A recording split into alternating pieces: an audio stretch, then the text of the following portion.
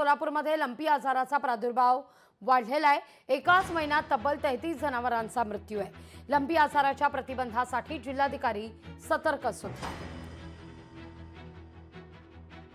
आतापर्यंत जवळपास 1500 जनावरांच्या लंपीवर ह्याच्यावर झालं होतं। त्याच्यामध्ये जवळपास 1108 असं जनावर बरं झालेत आणि जवळपास 33 डेथ झालेत आणि 400 आता सध्या लंपीच्या आजारामध्ये आहेत।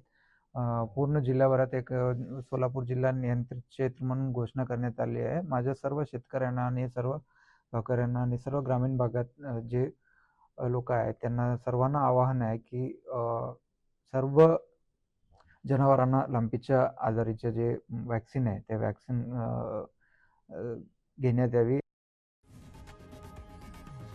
लोकशाही मराठी ऐका, पहा, जागरूक रहा।